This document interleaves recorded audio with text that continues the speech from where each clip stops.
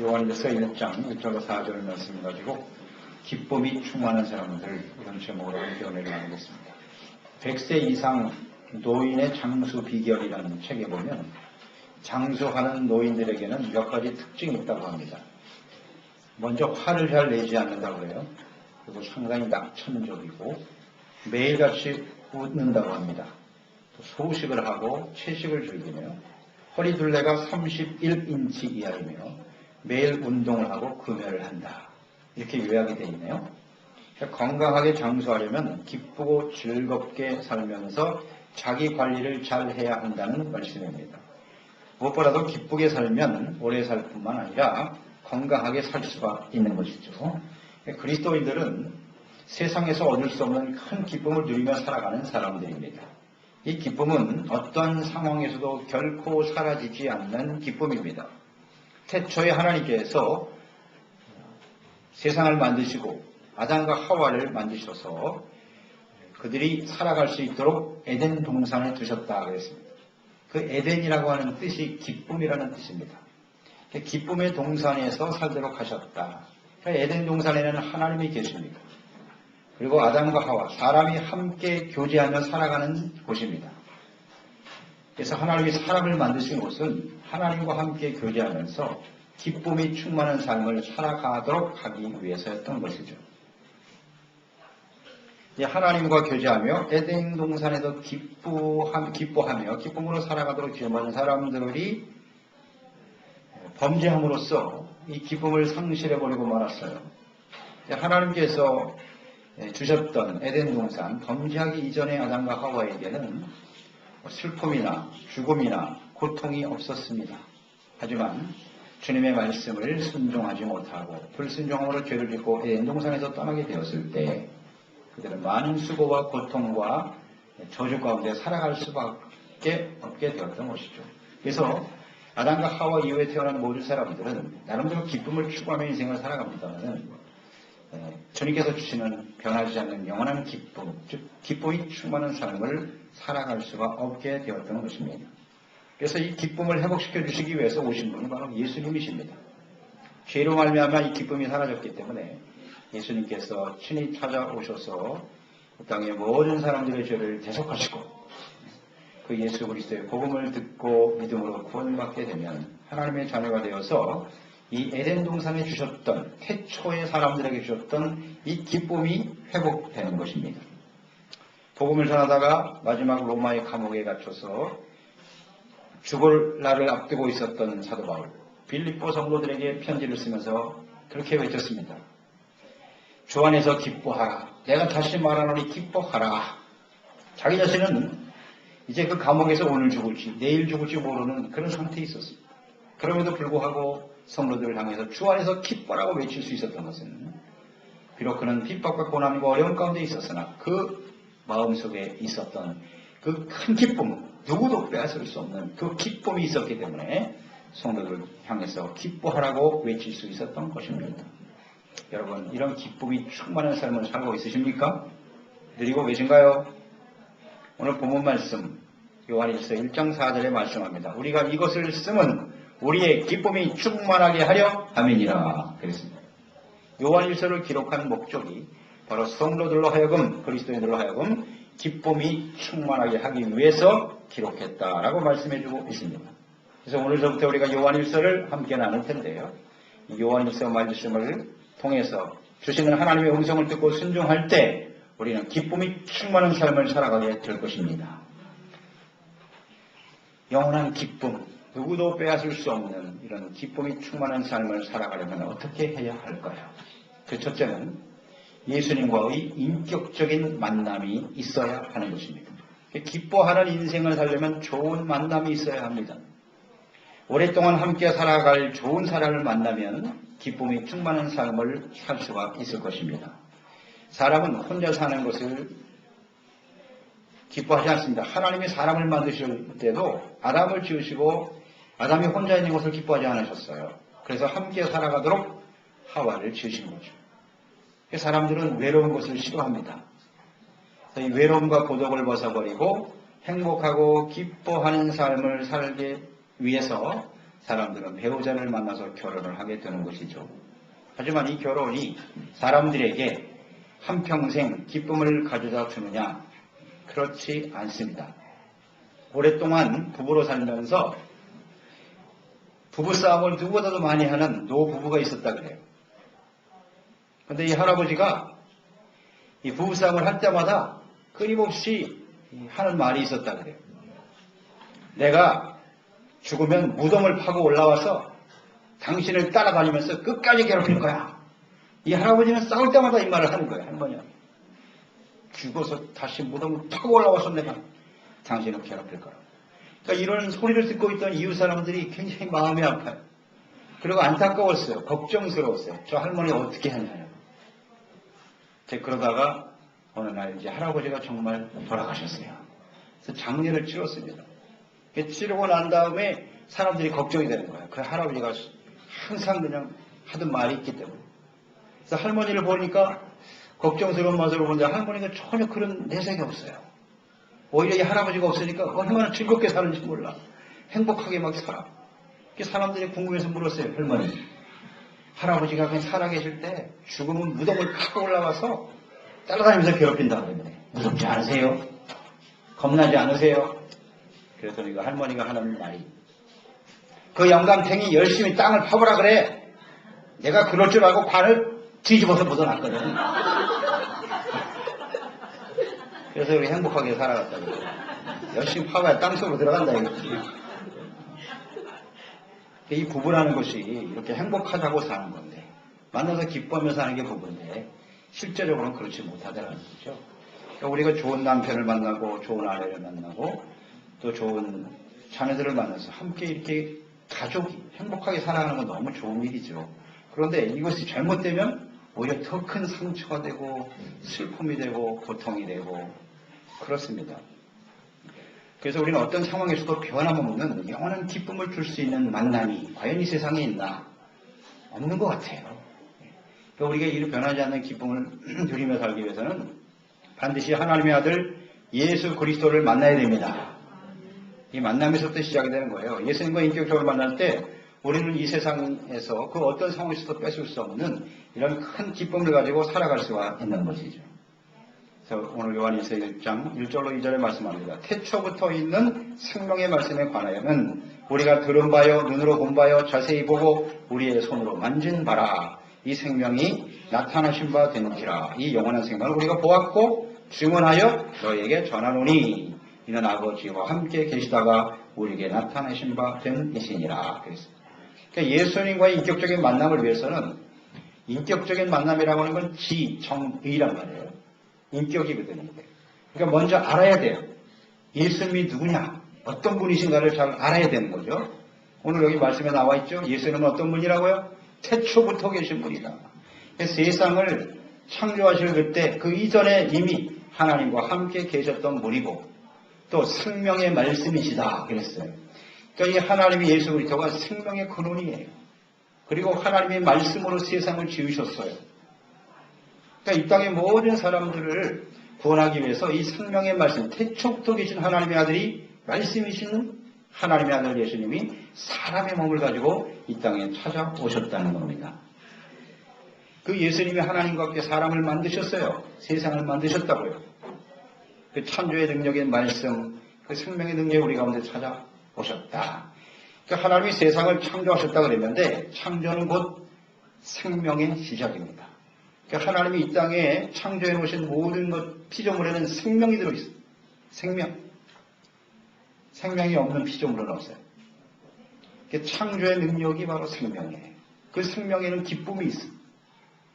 그러니까 예수님, 하나님의 형상으로 지음받은 사람들에게는 하나님의 생명이 들어있어요. 이 생명은 잠시 있다 사라지는 생명이 아니에요. 영원한 생명으로 만들어지게 되었던 것이죠. 이 생명의 말씀인 하나님의 말씀을 불순종하고 또 죄를 지었던 아담과 하와에게는 이 영원한 생명이 사라져버리고 죽음이 찾아오게 되었던 거예요.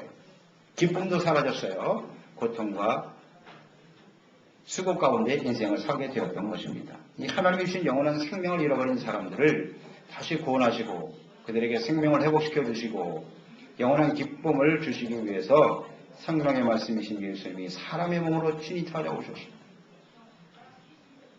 사람들을 만나주셨어요. 일일이 만나주셨습니다. 고통받는 사람들, 어려운 가운데 있는 사람들을 만나주시고 친히 자신의 몸을 십자가 내어주심으로써 죄를 구속하시고 영원한 생명과 기쁨을 회복시켜 주신 분이 바로 예수님이십니다. 많은 사람들이 이 생명의 말씀으로 찾아오신 예수님을 눈으로 보았다 그랬습니다. 우리가 그의 말씀을 친히 들었다. 우리가 손으로 만진 분이다. 경험했다는 겁니다. 직접 만났어요. 예수님은. 그 예수님은 영원한 생명을 가진 분이셨기 때문에 예수님을 거부하는 사람들에 의해서 십자가에 못 박혀 죽으셨으나 다시 부활하셨죠. 생명의 말씀이 생명이라고 하는 건 영원한 생명이거든요. 하나님의 생명이기 때문에 사망이 가질 수 없어요. 그래서 예수님은 다시 부활하여 예수님이 생명의 근원이심을 보여주셨죠. 이 글을 기록하고 있는 사도 요한 역시 예수님의 제자로서 이 예수님을 직접 목격한 사람이고 경험한 사람이죠. 그렇기 때문에 이 예수님을 증거하는 겁니다. 예수님이 죽으실 때 그 자리에 있었고 예수님이 부활하셨을 때 역시 그 자리에 있었습니다. 그리고 하나님이 주신 성령의 능력을 힘입어 주님의 복음을 위해서 헌신하다가 순교당한 사람 사도 요한이죠. 예수님을 직접 만난 사람입니다. 그렇기 때문에 자신을 증거할 수 있도다. 아마 지금 이 시간에 이 자리에 앉아있는 우리도 이처럼 예수님을 직접 만난 사람들이라고 우리는 확신합니다. 저도 예수님을 인격적으로 만났어요. 예수님을 부인하고 하나님이 없다고 했던 제가 주님을 만났죠. 그래서 예수님이 하나님의 아들이고 그리스도라는 사실을 깨닫게 되었습니다. 또 그 주님의 말씀 앞에 내가 얼마나 더러운 죄인이었는가를 알게 됐죠. 눈물로 회개합니다. 정적 반응이 일어나죠. 주님을 인격적으로 만나는 사람은 진정한 회개가 이루어지는 거예요. 하나님 앞에 눈물로 회개하게 돼 있어요. 그 다음에 나 같은 죄인도 하나님이 구원해 주시는구나, 용서해 주셨구나, 감사와 감격이 일어나는 거예요. 정적 반응이 일어나는 거예요. 그래서 하나님 앞에 감사하고 기쁨이 충만해지고 그 다음에 결단하게 되죠. 나는 이제 예수님을 위해서 살아야지. 이 예수님을 증거하는 삶을 살아야 되겠구나. 주님의 말씀에 순종하며 살아야 되겠구나 하는 의지적 결단이 일어나게 되는 거예요. 이런 사람들이 진정 주님을 인격적으로 만난 사람들의 모습입니다. 오늘 저뿐만이 아니잖아요. 2000년 전에 있었던 사도들뿐만이 아니잖아요. 오늘 우리 모두가 예수님을 만나면 이런 놀라운 기쁨과 감격을 누리며 살아가게 되는 것입니다. 그리고 주님을 위해서 충성하며 살아가게 되는 것이에요. 주님을 위한 충성. 이것은 우리가 무슨 대가를 바라고 하는 게 아니지 않습니까? 세상에서는 우리가 나름대로 맡겨진 일이 있어요.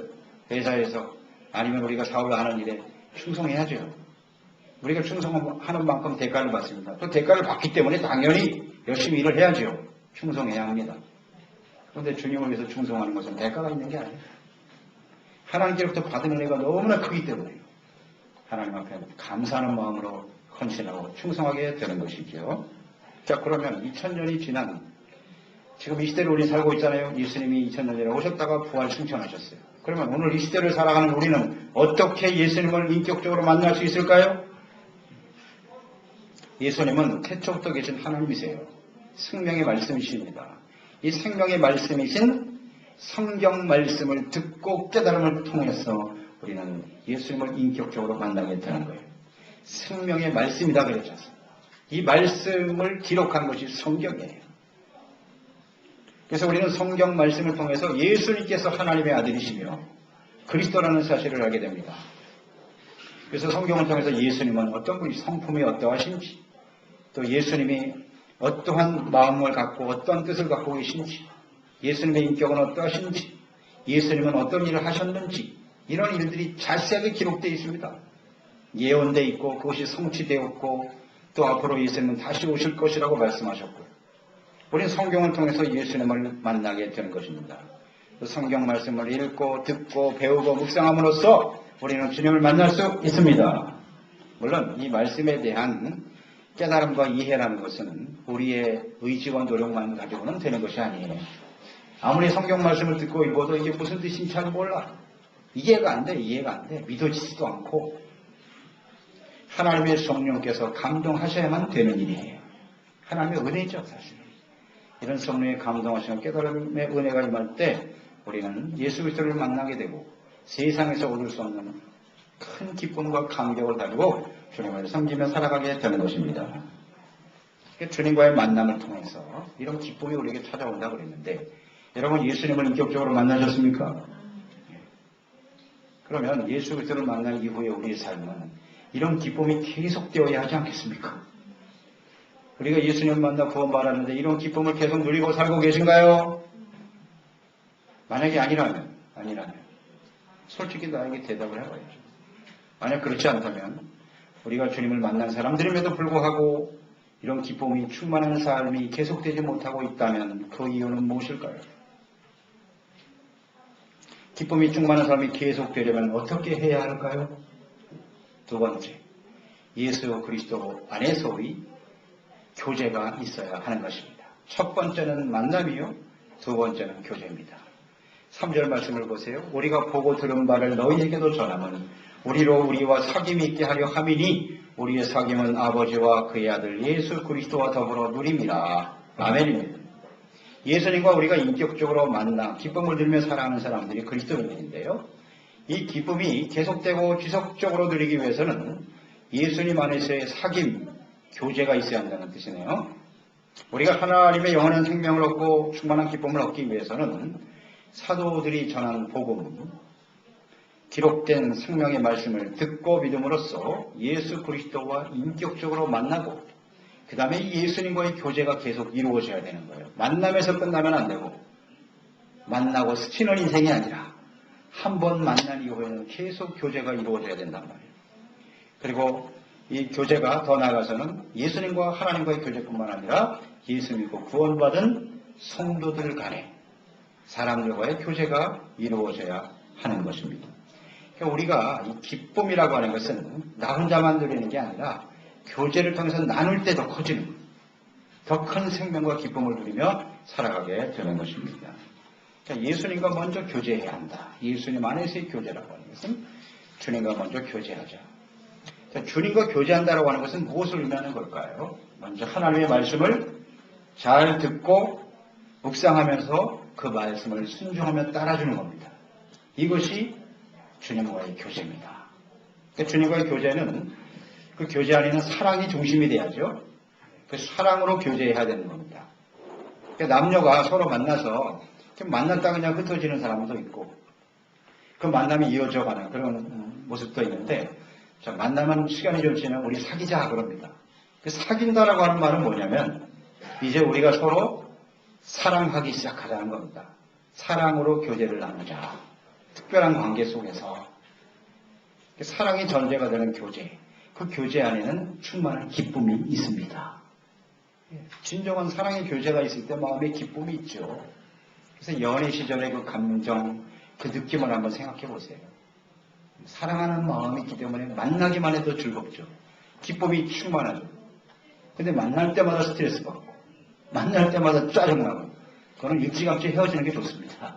그런 만남은 계속 해봐야 평생 그러고 살아야 되니까 최소한 결혼할 때까지는 기쁨이 충만해야 되는 거예요. 그냥 만날 때마다 기쁨이 충만하고 자꾸 보고 싶고 그래야 되지 않겠어요?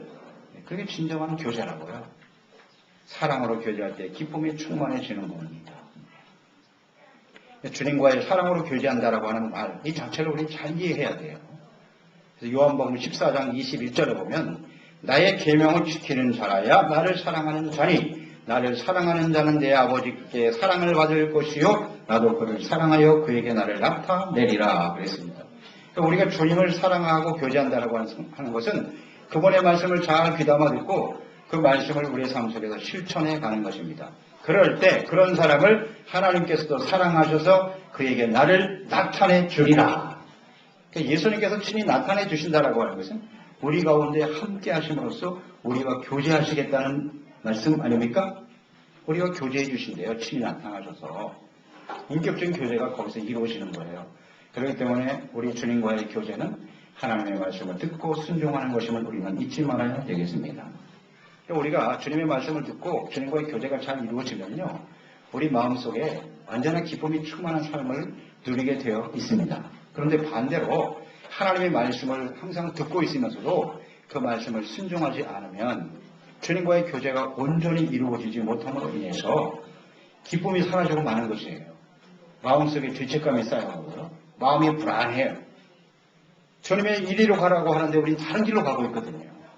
항상 주님께서 제시하는 길을 따르지 않고 다른 길로 가고 있기 때문에 마음이 불안할 수밖에 없는 거예요. 두려워요. 기쁨과 즐거움이 사라지고 마는 것입니다. 여러분 잘 생각해 보세요. 우리는 이 마음속에 기쁨을 누리지 못하는 것이 어떤 환경적인 요인이 있다고 생각합니다. 어떤 상황이 그렇기 때문에 환경이 어때서 그렇지 않습니다. 여러분. 우리 예수 믿는 사람은요. 하나님과의 교제, 예수 그리스도와의 말씀 안에서의 교제가 온전히 이루어지지 못하기 때문에 마음속에 기쁨이 사라지는 것입니다. 그러나 주님과의 교제, 말씀 안에서 교제가 든든히 세워지면요. 주님이 말씀하시는 바대로 우리가 온전하지 못하지만 그래도 주님의 말씀을 따르고 순종하려고 힘쓰고 있는 사람들에게는 하나님이 함께 하셔서 어떤 상황이 벌어져도 절대로 마음속에 있는 기쁨을 빼앗기지 않습니다. 하나님이 계속 이 기쁨을 부어주세요. 이런 교제가 잘 이루어져야 되는 것이고요. 또 하나 예수님 안에서의 교제는 이런 의미죠. 예수님 안에서 구원받은 성도들 간의 교제와 사귐인 것입니다. 예수님께서 우리에게 주신 새 계명이 있습니다. 내가 너희를 사랑한 것 같이 너희도 서로 사랑하라. 이것이 주님께서 우리에게 주신 계명이에요. 그리스도인들이 반드시 지켜야 될 주님의 명령입니다. 그러니까 주님의 말씀에 순종해서 서로 사랑함으로 성도들 간의 교제가 있을 때, 온전한 교제가 이루어질 때 기쁨이 넘쳐나게 되는 것입니다.